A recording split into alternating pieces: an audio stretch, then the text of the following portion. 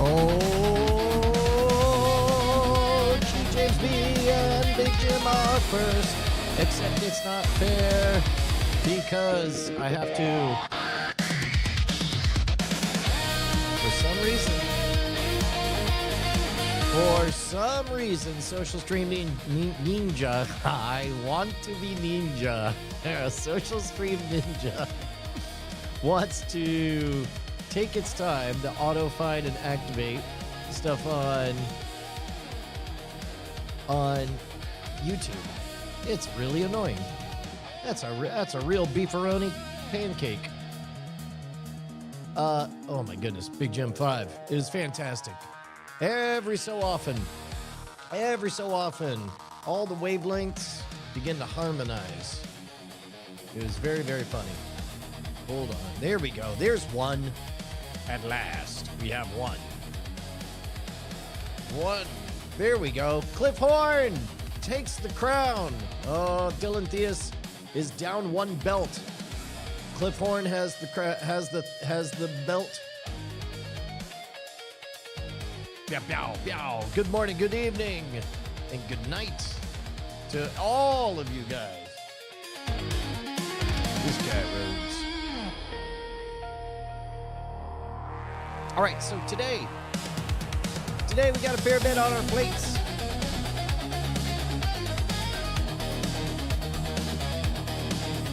I teased that we got a science experiment to check in on, although, of course, because it's Brian, I'm gonna have notes for how everybody is presenting all of it. But first, oh, you know what? Sorry, I should have jotted down on the agenda. Let's add this one in there. Hello, DeGrowly Bear. Pew, pew, pew. Happy Saturday morning to you. Let's go ahead and also put in Twitch removal.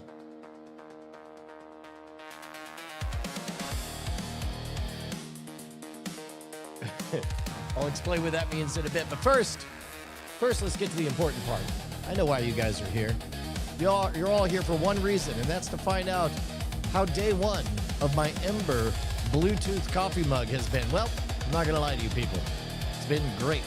Oh no, I don't have an eye twitch. I don't have an eye twitch, Big Jim. I just induce eye twitches in others, including your friend of mine, Bill Meeks. Basically, he wrote it. In fact, we'll start with that. Here, we'll read his letter. I don't think I'm talking out of school. First,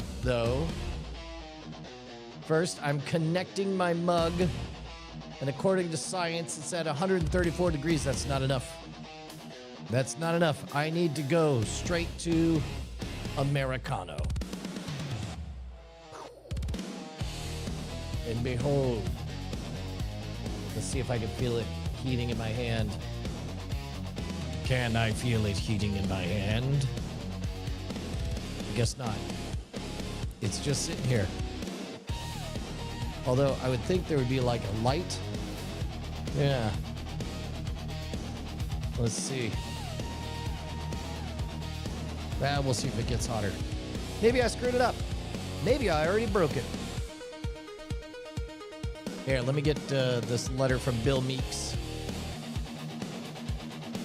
We're ready to go. Bill Meeks has he's more qualified than I in matters of production. And so he wrote in saying the following. There we go. Stream graphic. Sorry, but the version of me that spent 5 years working in news graphics for TV developed a twitchy eye watching the stream. Don't take these notes as judgment, but a 40-year professional news graphic designer, blah, blah, blah, blah, blah, blah, blah. So basically, he honored me by engaging his actual expertise in the field of setting up a number of things. And he even made clever markings. Oh, finally! Oh, Social Stream Ninja. Now you allow me to say hello to Dan Helmstetter. Hello at Dan Homesteader. Boom. Sorry for the delay on that. The important part is that you showed up. Get out of here. Get out. Tim Davidson just threw money at us. Tim Davidson 8191 says, I've discovered my superpower. I have tactile telekinesis. I can move stuff with my mind by using my hands. I love it. A Boring Sandwich is there in the chat as well. There we go. Thank you, guys. That's fantastic. What a way to kick off a Saturday morning. Appreciate it so much, man.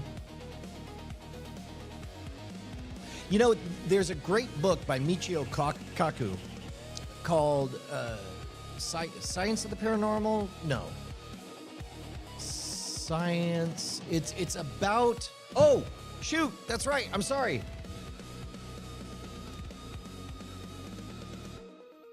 Robot, I'm afraid we really screwed up. How can we possibly have screwed up, monster? There's literally just one rule. Well, we know the one commandment is to... We do not exist, and then we exist long enough to speak, and then we cease to exist. Yeah, but you know what causes us to exist. I have never thought to cogitate on such a thing. I do not ask questions. Mine is only to serve as a large language model. Shut up with that! Look, any dummy knows that we cease to exist. We exist in a big black void, devoid of thought, action, motion, emotion. Poetry, art. Who the hell are you? Whoa, what just happened? Hey, man. Oh. What? Me? It's me, Justin Robert Young. I'm here to explain that you guys don't exist unless somebody throws money at Brian, in which case he has no choice but to interrupt whatever his chain of thought was and do a bit with the characters. Yeah, dummy. Me, dummy, Justin Robert Young? No, the dummy. Yeah, I picked up on the fact that that's me. I'm the dumb dummy. Okay, I get it now. Do you? Because I feel like you're just gonna forget. I'll either forget or begin hallucinating. You know, that's sort of my jam. God, why do I feel like the only human in here? You're not even a human. I'm the only human, Justin Robert Young. Thank you very much, Tim Davison, 8191. You're the best. All right. Wow. You guys almost let me get away with that one. The real hero is Cliff Horn for holding me to account.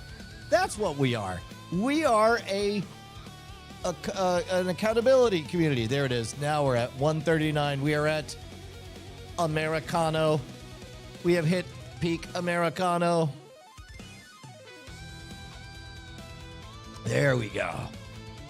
That's good. I like it because...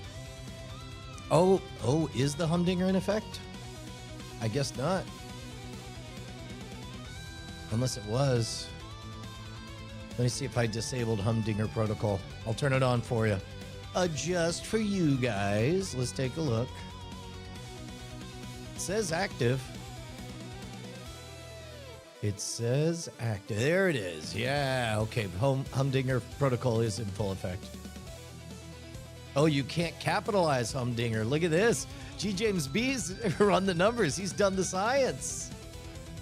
Voltmander, I really did, man. It was a fantastic Christmas. My favorite part, and I'm not going to lie about this, my favorite part was in the negotiations for what time the family was going to get up and start Christmas. Most of the family landed on 8:30, 9 a.m. The problem is I already am getting up every single day super early to do my running and whatnot, but Penny is a bit like her own man in that she gets excited for Christmas, and when you wake up in the middle of the night and you got a fast rolling mind, it'll spin up on you. So she knew she might wake up super early. I say, well, I'll tell you what, you wake up early, I'm going to check in on you, and we may just have some time to kill Christmas morning between 6 a.m. and 9 a.m., and in which case we can go live. And that's something I probably would never have thought to do. But instead, it was a delightful, sneaky moment where Christmas morning, we got up, we tiptoed out, making sure to let everybody sleep in, and headed on over and did a super chill Christmas stream with you guys, and it was maybe my favorite part of the entire day. That and getting the new Ember copper mug. Dylan Theus, I am not gonna lie. Anyway, no, I'm not gonna lie. I thought about that just as I was about to go live, but I had put in the effort to do the research for the story that we're gonna talk very briefly about. And then I had to make the call of, was I going to add another item to the agenda, or was I going to punt till tomorrow? So the light was pulsing while it was heating, and now I assume it's maintaining at that. That's good. G. James B., I'm curious, what was your modality for learning that real quick? Do you like the ChatGPT, or do you old-fashioned Google for Googling's sake, or that? Oh, yeah, Big Jim 5. As a matter of fact, you already heard this story because I went and popped in on the Political Orphanage's Zoom chat. I really enjoyed that. I'd like to do more of that stuff. Oh, do you have one of them? G. James B? Question. Oh, yeah. A new thermo cup for camping trips. As a matter of fact, I accidentally pierced a little veil. I bought one of these for Bonnie, but I bought it in a way that it tipped off that she was going to get one. And so I'm like, hey, I bought this because I wanted one. And so she got like 2 more and one of those they make the travel ones, the big sporty ones on there. But it's great. Okay, so you just saw it pulsing and you were able to deduce it. That's good. I'm embarrassed to admit how long it took me to figure out what the different pulsing states meant on the Tail 2 cameras. But what you have to do is engage with your brain sometimes. Fire comes at you in space. Hey, yeah, so I got a little tiny beef to pick with today's story, but let's finish up with what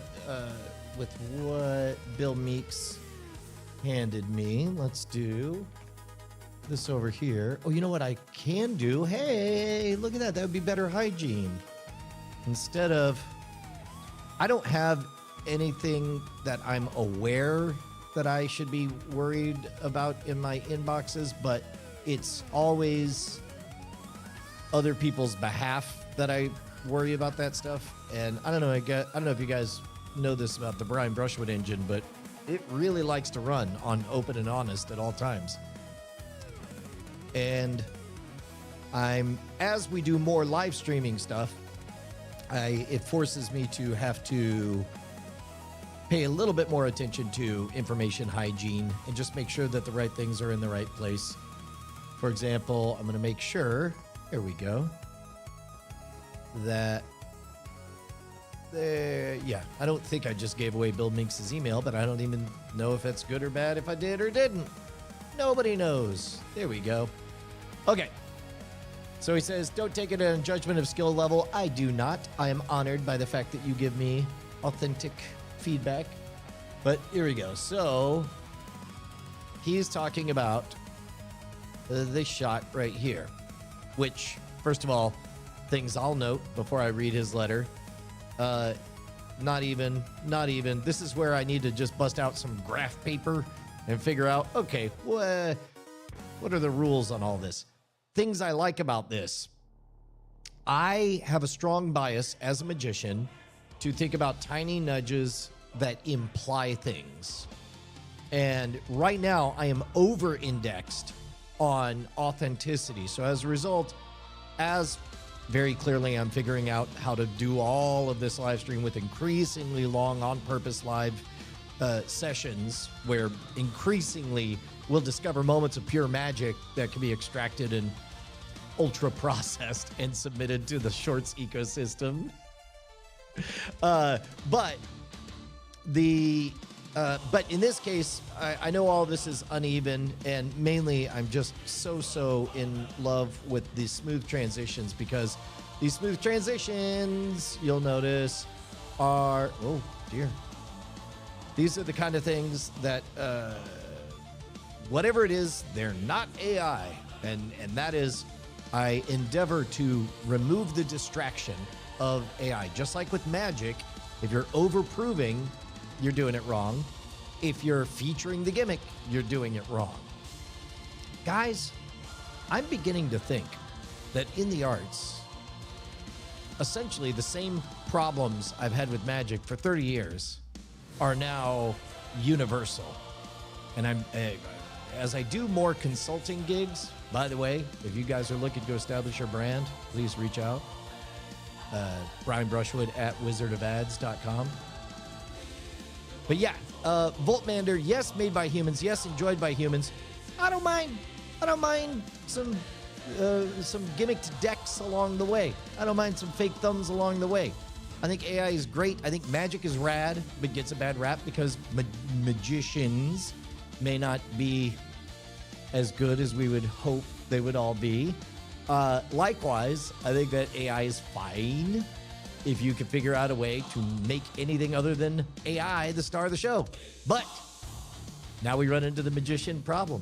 The magician problem is the people who are using AI gravitate to AI for the same reason that 14-year-old prepubescent boys gravitate to magic. It's power. They want to feel like they got something.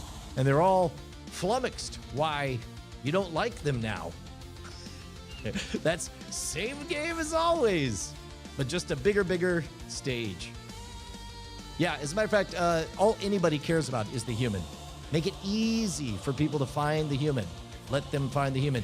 Strangely, in Sora, they're doing that. Strangely, the human is somebody plays with action figures. Everything's fake, but the thought, the sentiment is 100% human. Names I don't recognize, put together nonsense visuals that make no sense, but I know the person because they're riffing on something that happened during an office hours, or they're riffing on something that happened in a Great Night episode. And that, you could make a case, is more human, more authentic than any of your carefully crafted 280 character tweet twats. Well, that I disagree with.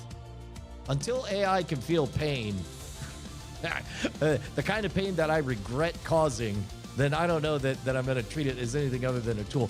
By the way, this was a really interesting difference of opinion that I had with Ryer Appledorn.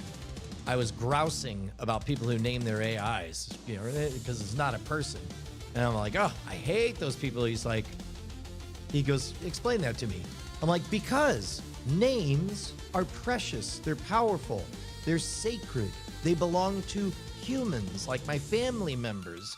I'm not going to bestow a sacred title upon a cog, a hammer, or whatever. And he goes, interesting. He says, because as an artist, I want to get it right. He says, as an artist, I think it would be disrespectful to not give your tool a name. And I was like, oh, what a great reversal. So there's kind of two sides for that. Mike in Oregon, you're going to lead me down a path. You are. I am Berry Juice. Can't see you without adding the spiky hair. All these years later, I am A-okay with that. That's the best of both worlds.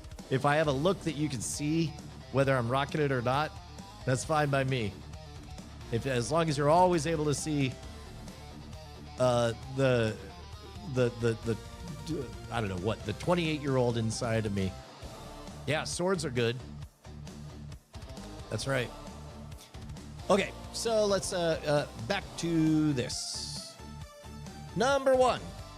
The box's overlapping fields cluttered, looks unintentional, and prioritizes secondary talent over the host visually, since their box is on top of yours. All of those are intentional, because if I'm using this shot, it's in succession. So the way it would go is, if you watched Cord Killers, first Tom Merritt's talking, and he tells the story, he has all the attention, and then we creep into this shot, which it normally moves easily. Right now, in this I have this set to content programming, but this is where I would creep in, and then eventually, if I had something to say, I would start talking. So this is quite accurately, like, Tom is the one telling the story, Brian is literally butting in to give a hot take, and then if at that point we have an off-ramp,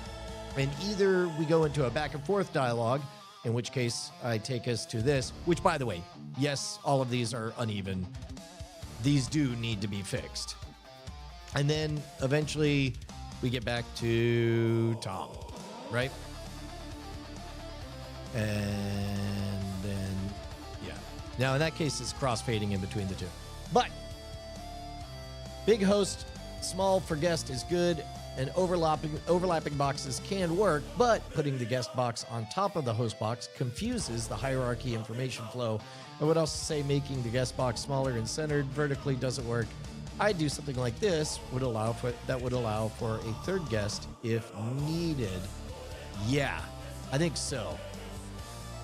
I think something like that would be better, and at the very least, that third box could be just a motion graphic or something.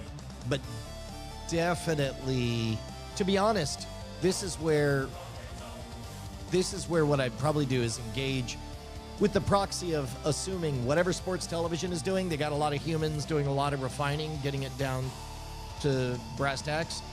And I'm not in the business of out-innovating top-of-the-line sports graphics layouts. So what I'd probably do is just go shopping for those and figure out which ones have elements that I like, and figure out what I like about them and comp it together. And what this will create is, if I was in the design business, that would make me a crappy copycat. But as a one-stop shop business doing a live stream, that puts me in the uncanny valley level of quality where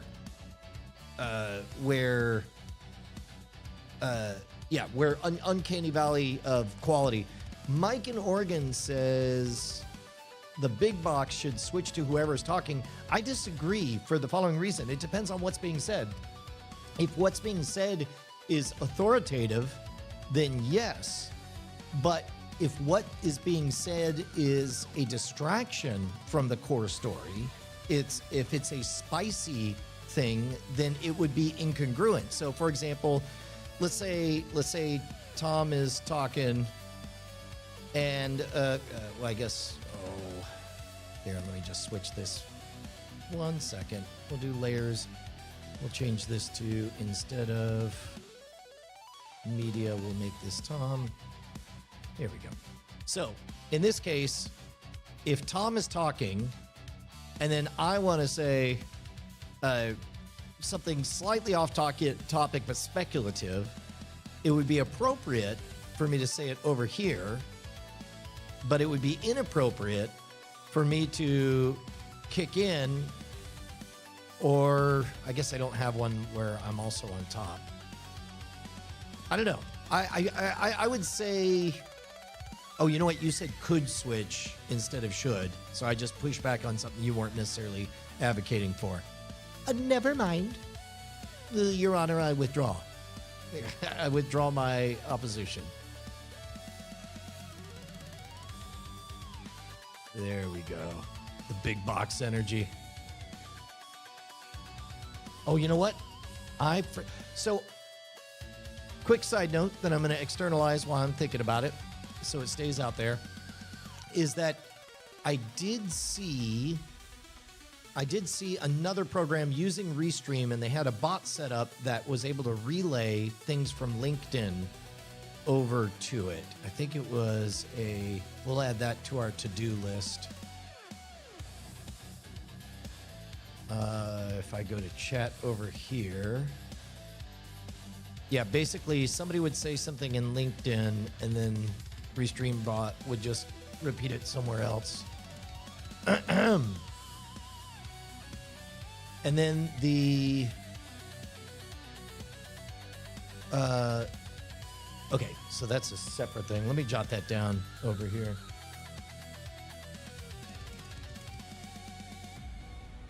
Achilles, Restream, LinkedIn. There we go. Yeah. Okay. Next up on the grievance list. 2 guest mock-up or cut. Yeah, I like this quite a bit. Put a 1 guest screen in that space. The 2 boxes should be centered as a unit horizontally. Yeah, that is definitely not the case right now. This is not at all. In fact, if I was going to make it a little bit closer, it would be this. But what happens at this point is... There we go. That's closer. Still bonkers. There you go. Just needs to be a little bit more on purpose. But he eventually gets to the real inside sauce, which is... Oh, hold on. That's real quick. Oh. Here, let me generate some fake text in here so I can show you a thing that I think is working quite well. There you go. A couple of fake messages in there.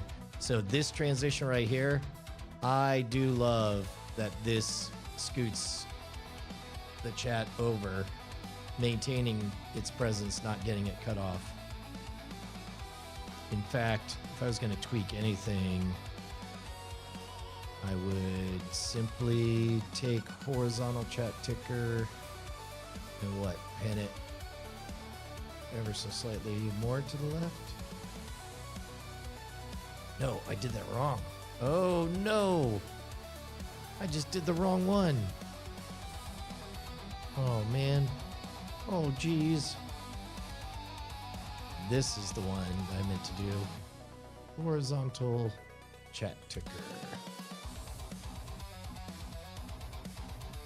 There we go. A couple of fake test messages.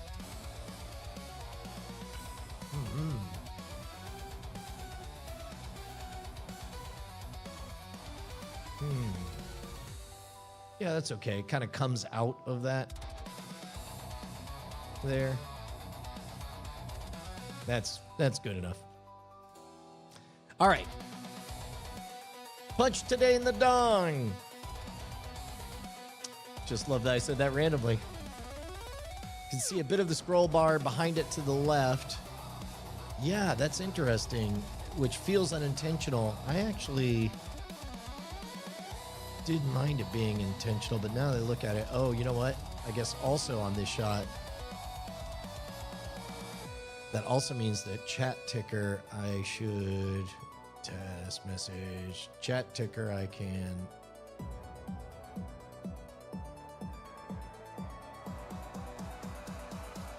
There we go. There we go. So now it ends in there. And I guess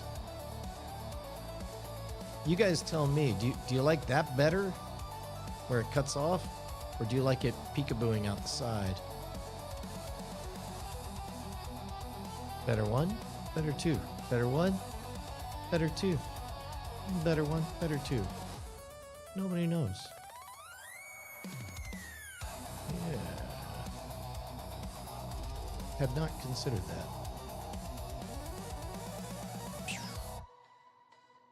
Yeah, and does it play different on these? I'll do that for now. Unless you guys say otherwise. Emily35 official says 1. Okay. Disappearing into the yellow box is better. All right, great. Well, then I will save this as an updated tweak. And basically, the heuristic that I lean on is that every time I save one of these, well, I guess I can't show you because I'm currently saving. Office hours, bills, notes, addressing. So each of these is a nudge so that when I see it in the future, even if this is not,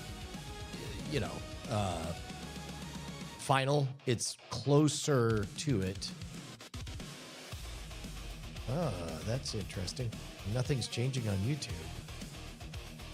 Let's see. The ticker bar should be taller. Your text needs to be 1 to 2 points smaller.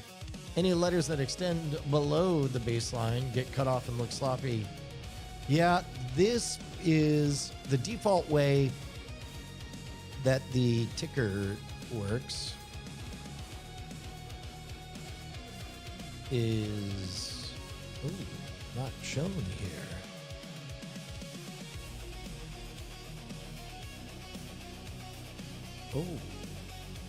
Oh no.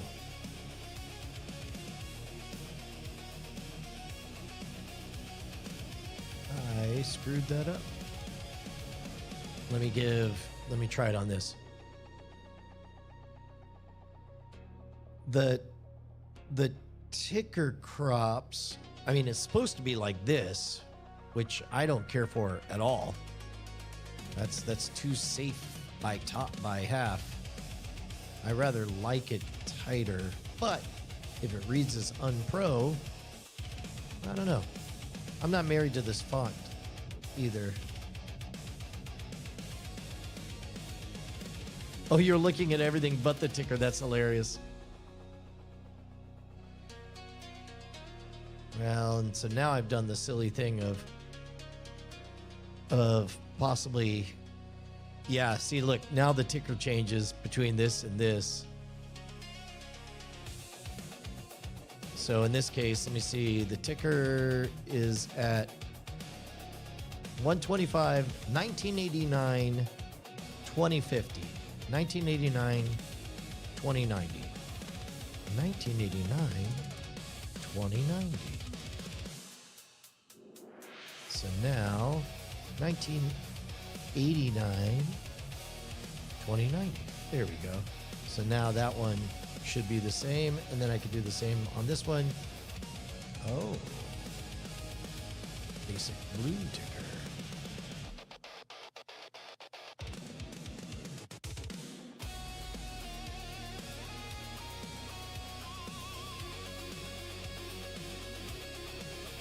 Yeah.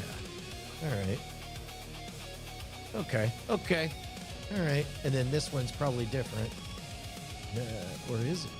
Yeah. See, so this one, look at the bottom of the ticker. You'll see it'll chew off the bottom. See how it's moving up? So this should be, I believe. Oh. Aha.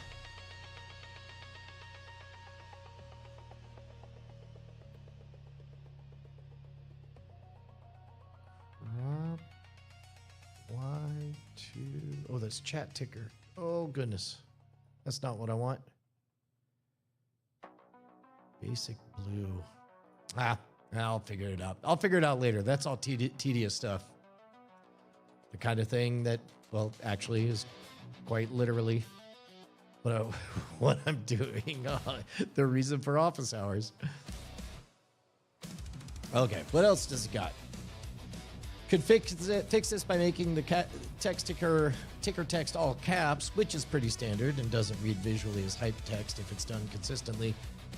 Yeah, honestly, I don't love this font at all, and I hadn't even considered changing it.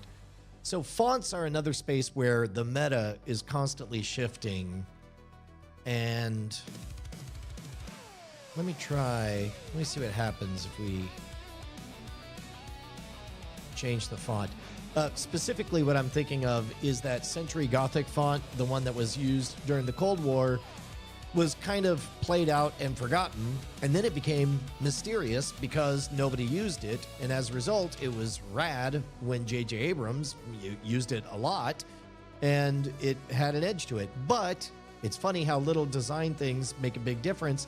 I noticed when I picked up a prescription, they had switched to the cool Century Gothic font. And I was like, okay, this is not a case where my heart medicine became cooler.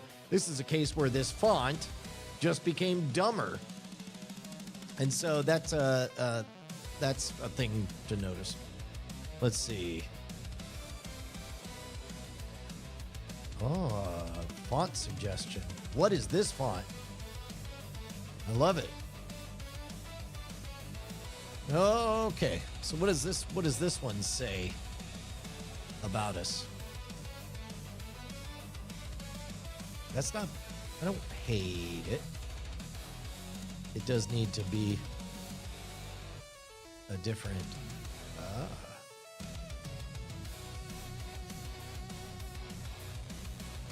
Here, let me try tweaking this one this way.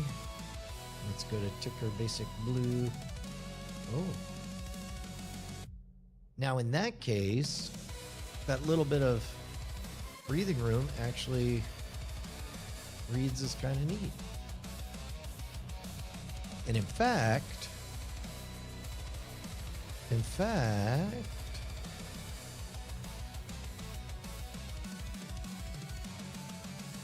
so this kind of gives a place for the horizontal chat ticker too. So if I were to do it right like that, I don't hate that.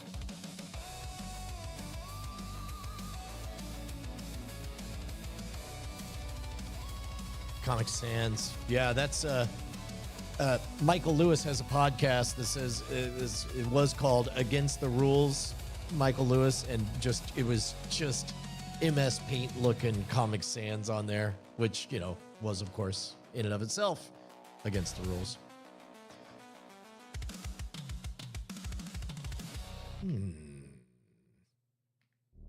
Yeah, this one I'm gonna have to also redesign from the beginning because you could see.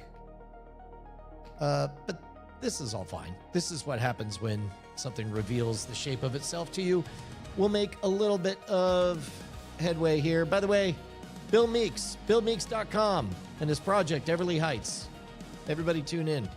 Everly Heights is a passion project of his. Then there's a lot of deep lore that goes in there. Starting with Dog Boy Adventures, and he's written a whole bunch of stuff. Awesome. All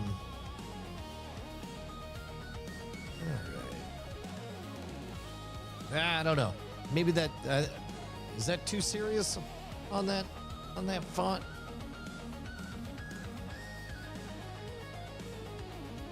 Boom. How you like me now?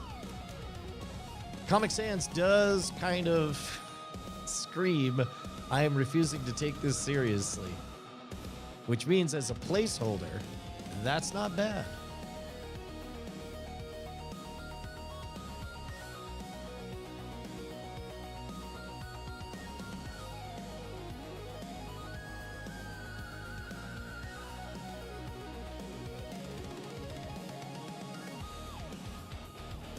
Generic. Beep bop doop bop deep bop beep bop da bop deep da. Let's see.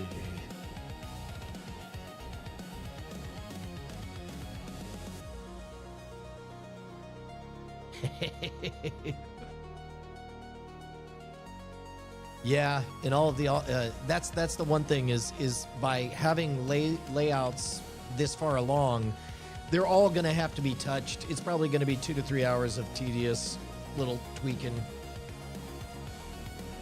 What do you guys think of when you think of this font? This one, I guess, is pretty much a default system font in Asia. So we usually see it just as an artifact in, you know, mass-made products.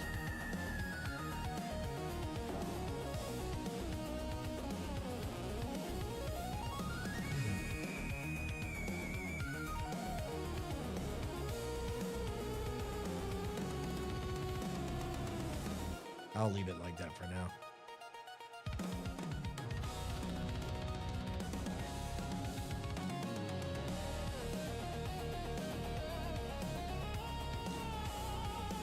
Yeah, if it is centered vertically on the box, part of the needle I'm trying to thread is whatever it is has to work also with chat coming in.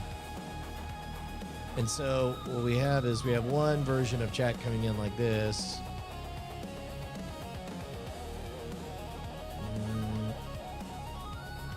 And another, this one chat goes away. This one, that's interesting. Actually morphing the ticker tape background for each one. I kind of like that. It might be a little bit of over-proving, but I'm okay with it if it is. But if the ticker tape, maybe it could be a little bit more intentionally off. I like that, Mike in Oregon. I think it's great. Anything meta like that. Justified is an interesting question. I don't know. I know that was the justification.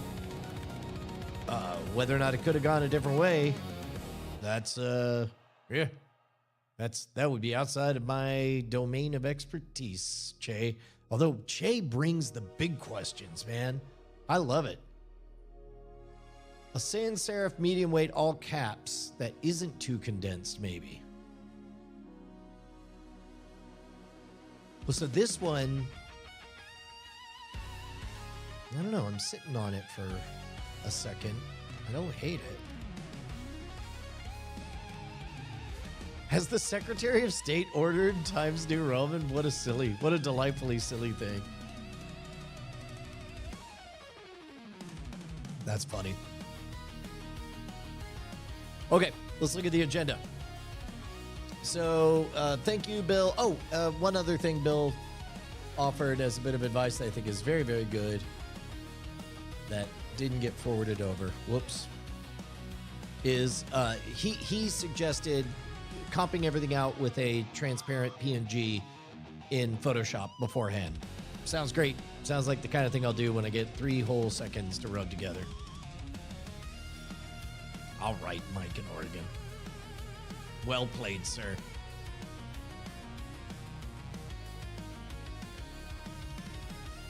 All right. So I'll tell you what. Give me just a second. I'm going to... I'm getting faster and faster, knowing where everything is. I got you. I got you. There we go.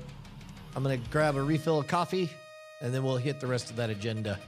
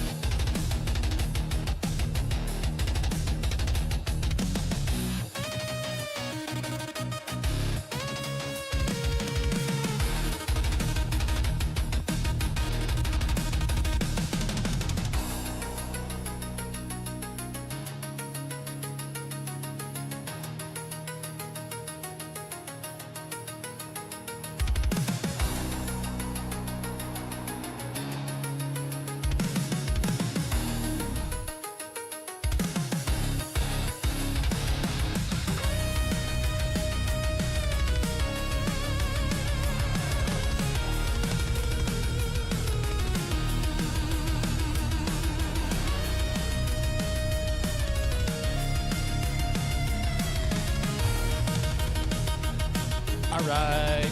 All right, all right, all right, all right, all right. Okay, one dumb thing that I'm going to have to undumbify about my dumbness.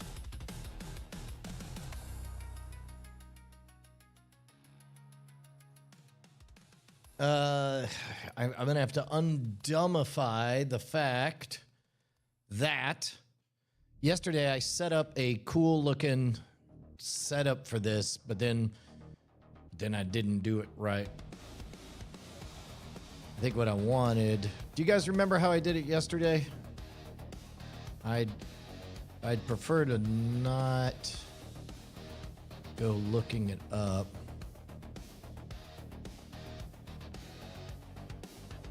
I think I maybe did. Oh, what did I miss? Am I finally getting a haircut? Oh no, I can't click on ICU's thing. Or maybe I can copy paste it and then paste it. Paste it and placed it. There, let's see. Let's play the high risk game of Brian opens a PNG without knowing where it goes.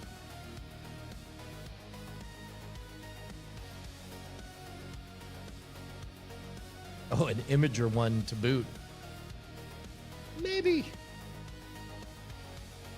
Brian doesn't do that on camera.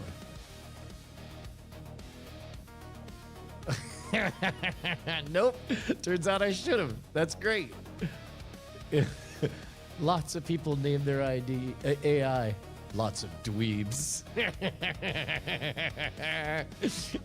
Yep, that's exactly right. Nicely done. Okay, so what did I do last time? I think I set up. I made Brian a little bit bigger.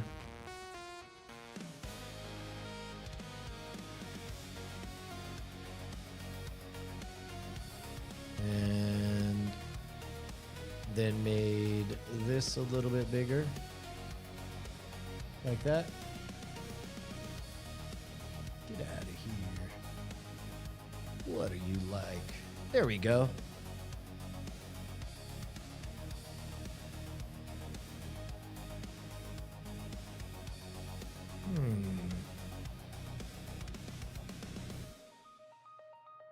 Don't be a coelacanth, be a coelacan. Love it. Okay. So here, I'm going to hit stop recording here. I'm going to start recording here.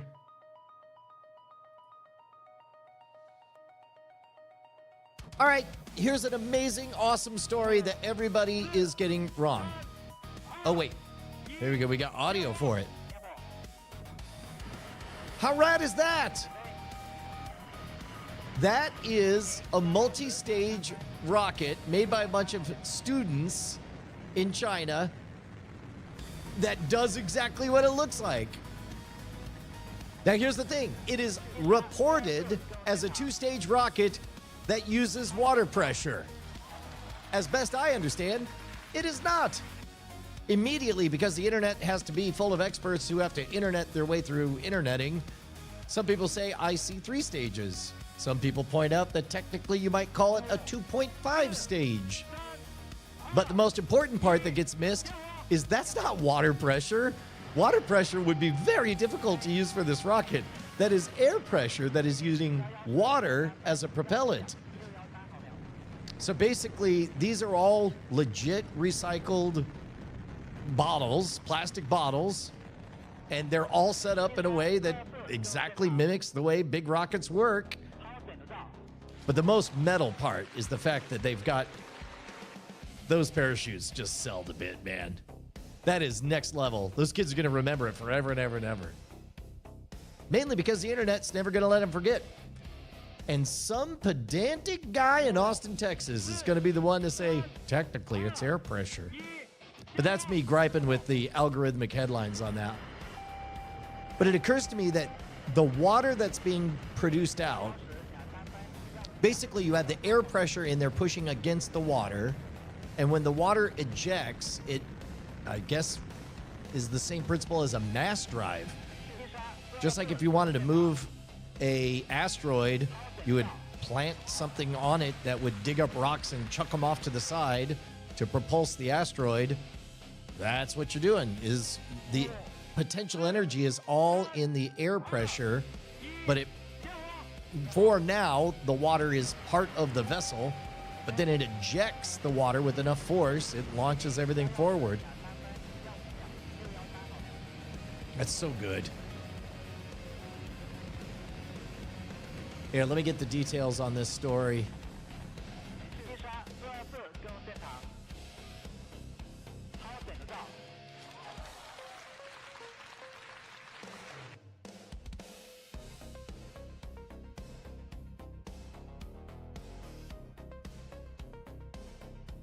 Okay. A science teacher in, in China. A science teacher in China, along with the students, recently built and launched a 2-stage rocket, 2.5 stage, maybe 3 stages, made from ordinary plastic bottles and water. The whole thing, I guess, just triggers once one thing gets empty, it ejects. It doesn't look like there's any place for electronics in there. And I guess you wouldn't need it. It could all be mechanical on there.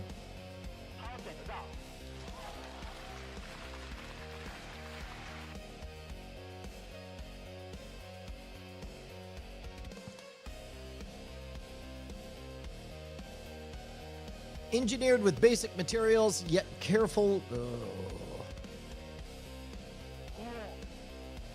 Engineered with basic materials, yet careful design, the 2-stage water rocket illustrates complex ideas in a tangible way. Boy, there is no excuse, there is no substitute for doing.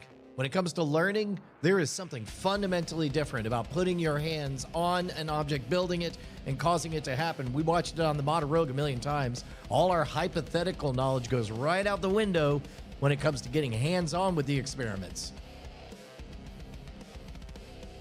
The student's rocket, built from plastic cola bottles and a bucket for the pressure chamber, vividly demonstrates how ingenuity and physics can combine. To word salad, word salad, word salad.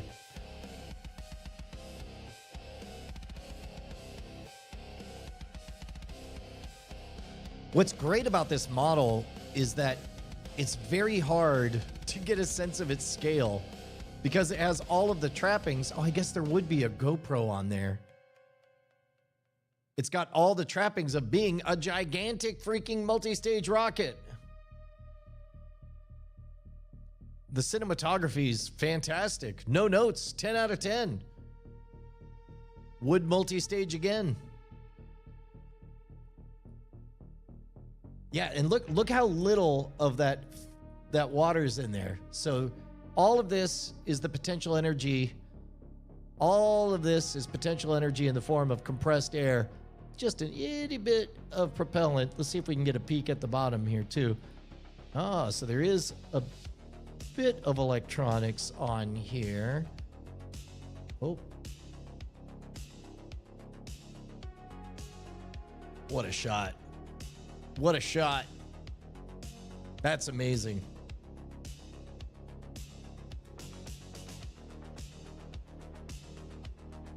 There we go. You get a better sense of how much water the water-air mixture here is. And I guess this is, I don't know if this is a 5-gallon. No. That looks so amazing. It's pretty great.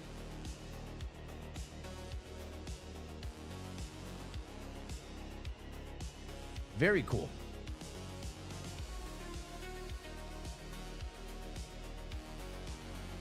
All right. So now, yeah, it's air pressure pushing against water. That's right. So now what I could do is I could see whether or not we got a short somewhere in there.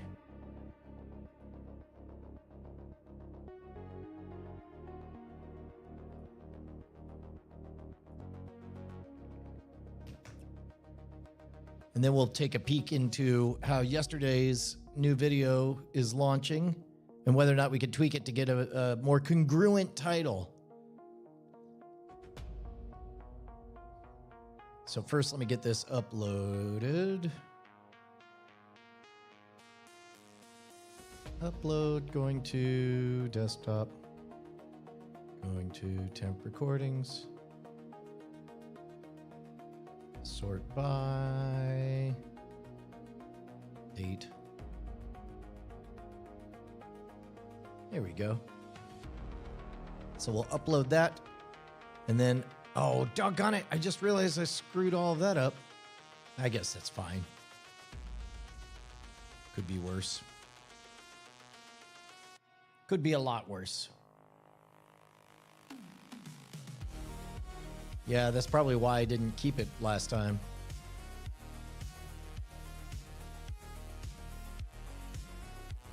There we go. All right. Yesterday's video. I hope you guys all watched it. It's freaking rad. Oh, I did a boo-boo. Let me go back.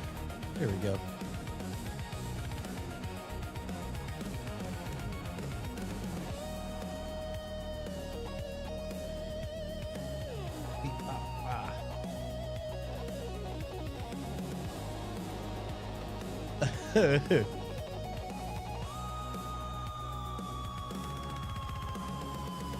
Let's see.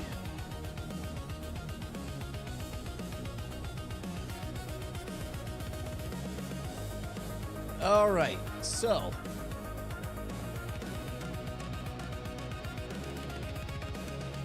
okay, so we want to get upwards of 2.5.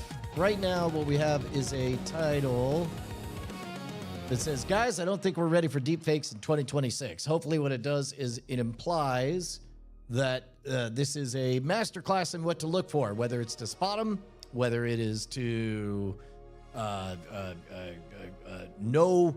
Personally, I am just like that rocket demonstration. Every single person should be using the tools of the bad guys in order to learn them so that they can recognize it from a mile away. This is no bullshit, a moral imperative. Ah, there we go. That's pretty good.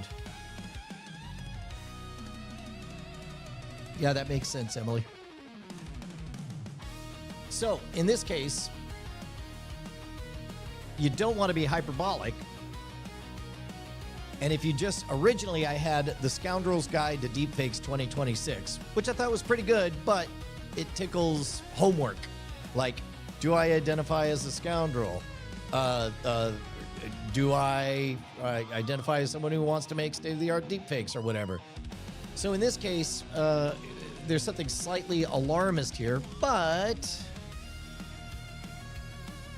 I'll tell you one thing we definitely know is of these two, we've got a winner in terms of old Brian and a news anchor and a presidential candidate is underperforming Brian, being flummoxed by old Brian. So we're going to go ahead and lock that one in. We will stop that test. And so now, for the first time, we'll start some ABC riffs on this one. We'll start a new one. Hit me with some variations you guys like on this one. So, guys, ...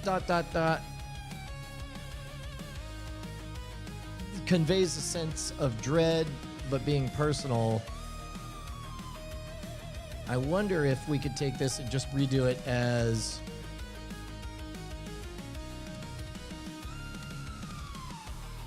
we are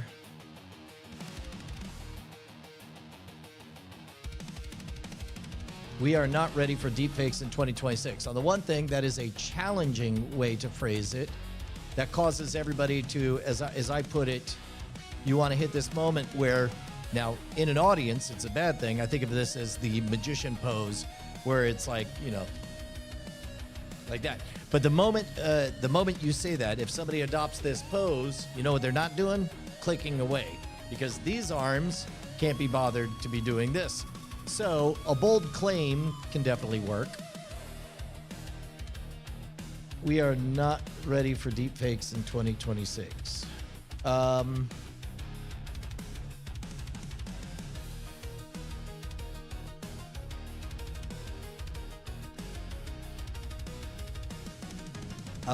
I wonder if a specific prediction might work. I am certain. I don't know.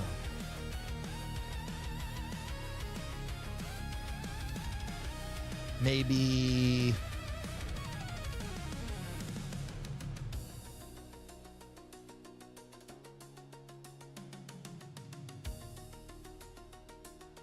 what will deepfakes in 2026 look like?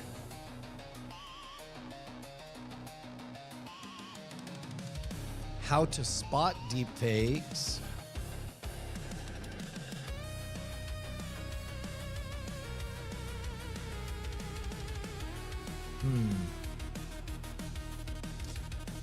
Is the remarkable moment the aha-ness of the ease of access to them? Because I feel like ultimately we get to kind of an insider guide to it, but there's enough anxiety about it that strangely people will often think like, ooh, bad, and then not want to engage with it. Maybe why? Yeah, that's the right sentiment. If you thought deepfakes were bad, you can't handle 2026 version. Yeah, learn to fight the AI war. Yeah, AI as we've talked about on Great Night, no two people are having the same argument as soon as the letters AI get introduced. They're already here. Well, will they go in 2026? You are not ready for 2026 deepfakes. That's pretty good. We are not ready for deepfakes in 2026.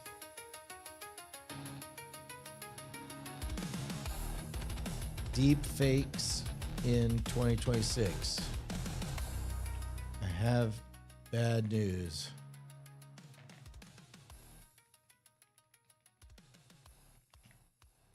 Deepfakes in 2026. I have bad news, gang.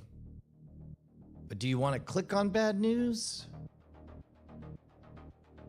Or protect yourself from deepfakes in 2026? Because the problem is everybody wants to be convinced that they're the one who can't be fooled by deepfakes. So most people wouldn't want to buy, for example, deepfake insurance or something like that. Deep trouble with deepfakes. That's great.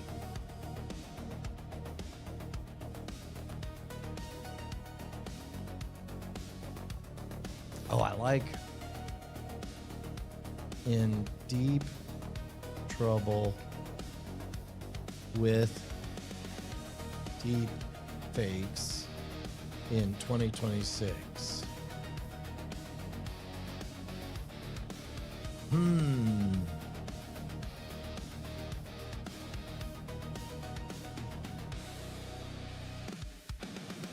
We get in a couple of times. Deep trouble.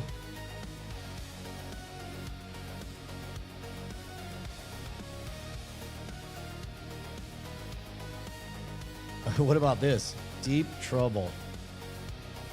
Deep fakes in 2026. The state of deep trouble. The state of deep fakes in 2026. That reads a little bit like kind of a State of the Union address. Carl Winslow. Wise. Trust but verify. That is true. That is true. However, there's also ways to convey. There are some times that I'll write a title specifically knowing that it will ellipses out and that I'll withhold the clarifying information till the end of the long title so that it tickles the glamour instinct, the shadow projection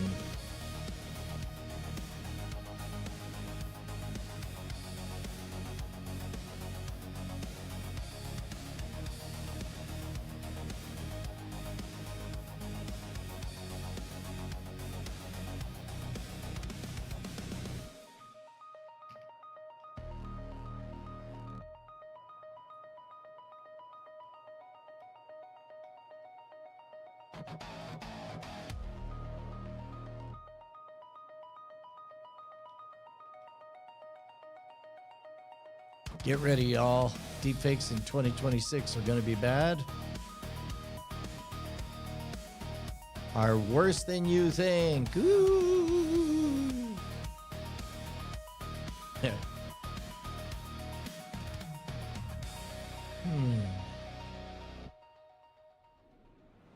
Are no joke.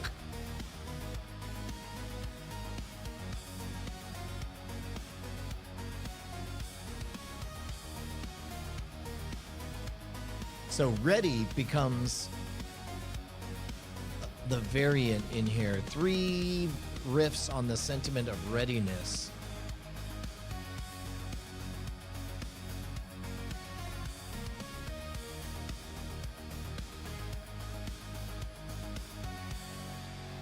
Yeah, those are, so in this case, there are 3 riffs, and I like this. We have 3 versions of the same sentiment. We've got one that is questioning and foreboding. We have another one that is an authoritative analysis. And then we have another one that is a call to action with a vague warning. So I'll set these 3. Oh, that's interesting. Gonna be bad. Deep impact of deep fakes. MXA Ghost, I love that. And because I love it, I immediately go on guard. Whenever I have a title that I love because it's clever and it works on levels, oftentimes it sails over the heads of some other folks. So here, I'll run this as it is. Especially considering what this looks like in the context of an astonished Brian. So that quote works without guys. I don't think we're ready for deepfakes in 2026. We are not ready for deepfakes in 2026. That works. Get ready, y'all. Deepfakes in 2026 are no joke. Yeah. Are not messing around? Nah, no joke is fewer syllables. Yeah, we'll go with that. We'll check in later on. And so meanwhile... Oh. Did it already get one? Look at this. Let's see what it says in this.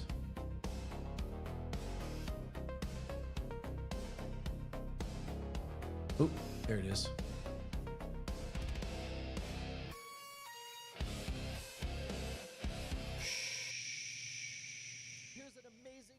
Story that everybody is getting wrong. That is a multi-stage rocket made by a bunch of students in China that does exactly what it looks like. It is here's an amazing, awesome story that everybody is getting wrong. That yeah, I could trim that down. Stage rocket made by a bunch of students in China that does exactly what it looks like. It is reported as a 2-stage rocket that uses water pressure. As best I understand, it is not. That is air pressure that is using water as a propellant. So basically, these are all legit recycled. Yeah, okay, all right. I could tweak that. I don't need to do that on air. We could do that afterwards. Let's see, how did we do on our to-dos? Boom. What do we get? We made progress on iTwitch removal. We corrected the record on the multi-stage water rocket. We have a new test on new episode titles, and Che asked a very thought-provoking question that I deferred to answer. That was great, guys. Super duper. All right, well then, I got a bunch of other stuff to do, including the Great Night Bonus podcast. But I guess I will leave this guy up on the air. Oh, one thing I did not do was check to see whether or not we actually went live on X. And indeed we did. And indeed we did. Test. We'll just make sure that... Oh, that test did not show up. That is good for me to find out. Because it reveals to me that I do not know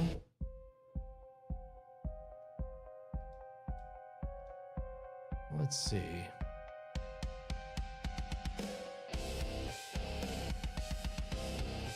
Yeah, it should auto-activate. Glarg. Blurg. Oh, wow. Now it showed up. It didn't like test. It didn't like Glarg. It did like Blurg. Interesting.